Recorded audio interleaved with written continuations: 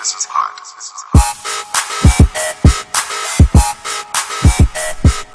Yeah, it's your boy Fist in his house, bringing you another great edition of Black Ops 2 for me to you, because that's what I do. And this week, mostly I'm going to be covering a bunch of videos of me with the target finder. A lot of people are saying, what doesn't the target finder, where doesn't it make it good? I mean, there's a lot of unwritten rules about what's good and what's not good, what is seen as, like, you know, bad setups, and what is seen as good.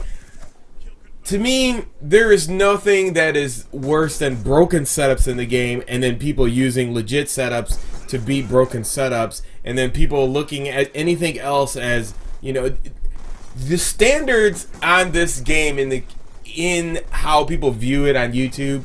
And I'm not gonna say community, because the YouTube community is maybe like 10 or 20 people that are relevant about what's going on in Call of Duty. So I don't really want to call that a community, just some YouTubers.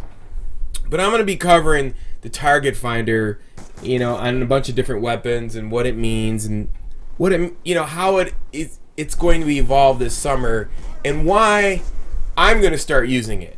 You know, the reason being is, like, I might use it in some setups. It's not like I cannot use certain setups. I can use any setup. I've already proven that. I mean, tons of videos. I got, I don't know, 1,500 videos. I've done it over the years on all the Call of Duties.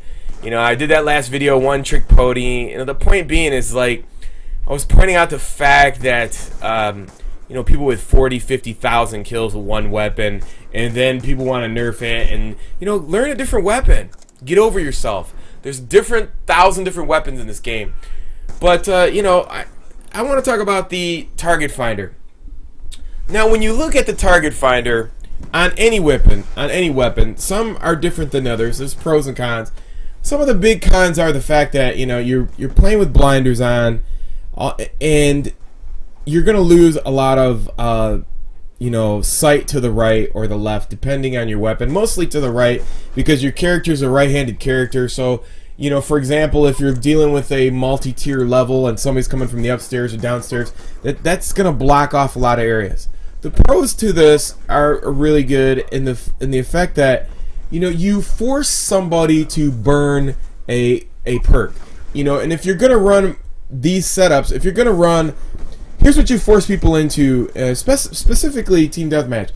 If you run counter UAV, and you know, you throw the hunter killer, you know, you force the other players into two things. Either they have to use hardwire, or they have to use cold-blooded, and they can't use flinching or whatever. You know what it is, flinching, toughness. So that you force the other team into your favor. The other pros to this is that it has a, you know, it's a protruding upper edge. So if you're head glitching, the focal point of the holographic scope, you know, it sticks over certain objects, which gives you a low clearing view to not be shot at. You know, low center of gravity, low image. I don't know the word I'm looking for. It's you know, I don't sit here and do these commentaries and write them down and outline, but you understand the point. You know, you have a low viewing point in which the enemy could kill you from. And some people say, oh, you know, the target finders are good on every weapon. I mean, maybe that would be the case, but it's not good on every map. It's really good on dark maps where you have a lot of people who like to hide in the dark, and you could take them out, and so that's what it's really good for. I'm going to do some really interesting commentaries and cover this, you know, a little bit more.